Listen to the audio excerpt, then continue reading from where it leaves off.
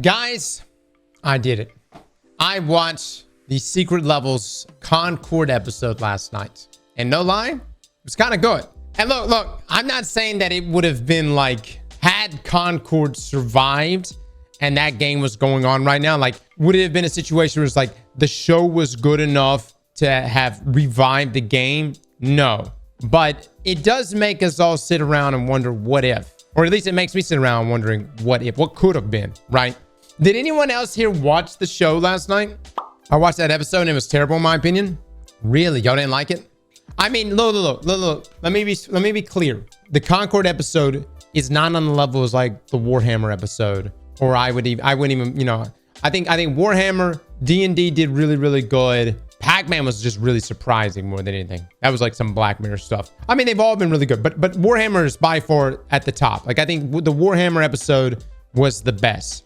Concord is not on that level by no means. But as someone who, you know, paid close attention to the game when it first launched, you know, even like the little bit of lore that we kind of, you know, paid attention to and observed, I wasn't really expecting much. So I guess going in there with such a low bar, I thought it was a pretty good episode.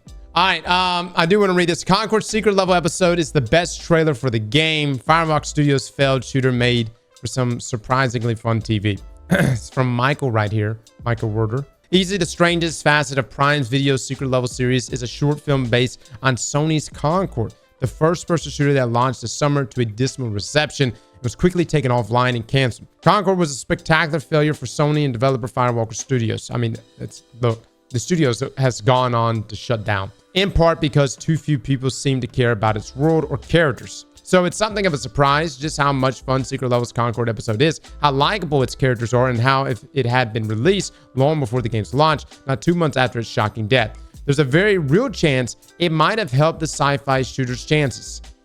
I don't know. I wouldn't go that far. Again, I think the thing, we played a lot, like an unreasonable amount of Concord when it came out. For all sakes of being like a competitive shooter, it actually was. But in a world where Marvel Rivals is popping off like mad, and that game has so, you know, you have so much identity in that game with all the different characters and heroes and casts that you could choose from. And then, of course, you've got the ultimates, right? Concord's biggest drawback, and Skillup said it himself, was that there are no ultimates. There is nothing breaking. It's like playing Destiny with nothing but your grenade and, you know, your class ability. And, you know, some people have asked for that, but I have always stated in the past that would make Destiny extremely boring. And in like you know, the cadence of those type of games, those hero shooters, you need supers to break things up. You need ultimates. Those are like very defining things. Take the ultimates for all the Marvel characters. Extremely defining. So Halo then, yeah, I mean that works for Halo, right? But obviously, like, we have, as at least my taste in games, I have moved past that point, right? The Secret Level episode, The Tale of the Implacable, has quite a lot going for it. Written by sci-fi and fantasy author Rachel K. Jones, the episode presents a simple, straightforward heist with a sundry twists and turns. Intriguingly, by the way, spoilers, by the way, we're going to talk about that. I don't know if anyone here is interested in watching Concord, but we're going to talk about some spoilers. Intriguingly, it focuses on a crew of mercenaries known as free gunners who never actually appeared in Concord. Tale of the Implacable is a prologue story that succinctly spells out the future of space exploration, the dangers of faster-than-light travel, and how a bunch of misfits and scoundrels snatched a map to the known universe from the powers that be. The map of Interstellar Highway serves as the narrative foundation for Concord's story, but here it's just a means to an end, a thing for the Marauders to chase and establish themselves with. So it's this prequel, and actually at the end of the episode, one of the characters, who was the last word character? Anybody remember? It was the guy that had a gun that literally was like last word. Lennox. There you go. So at the very end of the episode, you see Lennox and you see them talking about essentially this crew. And, you know, as this crew was going out, against spoilers, as they knew their demise was coming, they essentially sent these trade routes to everyone, all the free gunners. And that's really what sets the stage for Concord, the game. It kind of would have been nice to have had this. Like, why couldn't we have had maybe a story mission inside of Concord to onboard this narrative or the game itself? is what it is. Not like it matters at this point because the game is gone. As a prequel to Concord, Tale of the Implacable presents its sci-fi universe and the weirdos who populate it better than the game ever did. Right, it really did. Players had to wait for weekly animated cutscenes or dig through an in-game map to access much of its lore. But Concord's secret level episode is a perfect table setter for Firewalk's game. It's a shame we didn't get it earlier. Concord faced many uphill battles, prized uninteresting game mechanics, and character designs that didn't resonate with players. The free gunners of Tale of the Implacable are much more likable than their player counterparts. They're less snarky, less easily mapped to Guardians of the Galaxy characters than what Concord players actually got their hands on. Everybody drew comparisons because you can literally almost make one-to-one comparisons between the cast that we got to play in the game itself and Guardians of the Galaxy, right?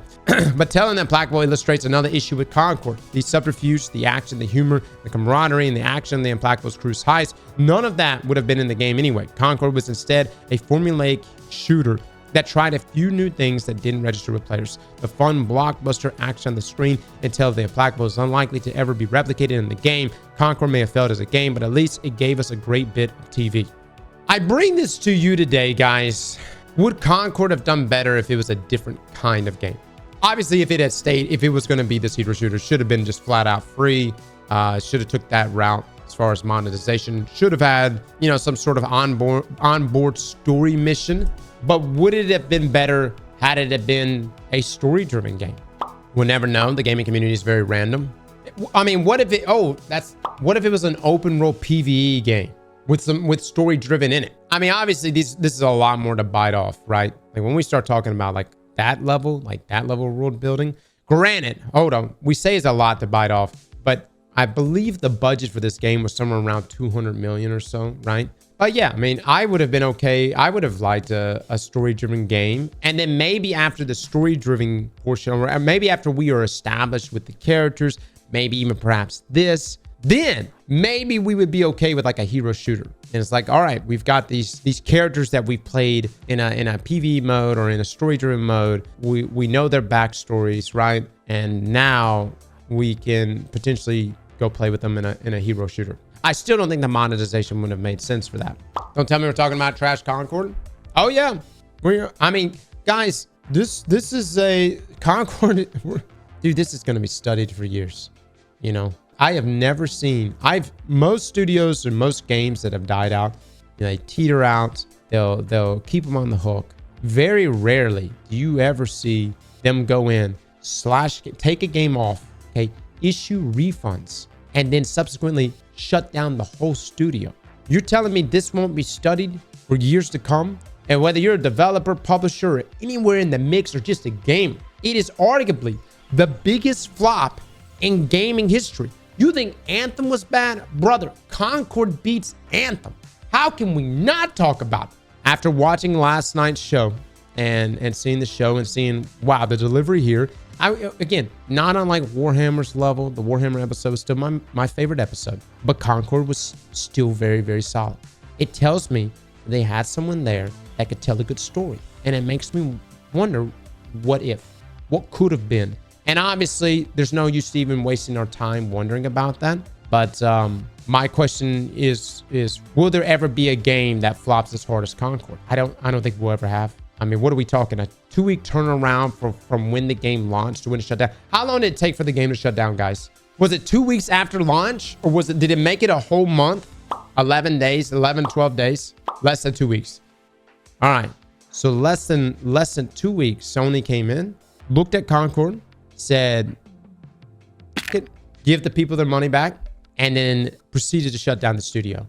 And there was no, as far as I know, there was no salvage. There was no like, let's come back. It wasn't like, hey, let's do a Final Fantasy, a Realm Reborn. You know, let's take it off. Let's revamp it. Let's put it back out there. They just went in there and slashed it, man. That shows they really didn't have much faith before the game came out. Maybe. But I will say, for what it's worth, the episode was kind of good, dude. And I don't know if I would ever be interested in a Concord game in the future. But it's obvious that at some point, someone really tried to flesh out this universe. And it's a shame that the first entry into this universe was the hero shooter that we got. Slap that like button like your mama told you right.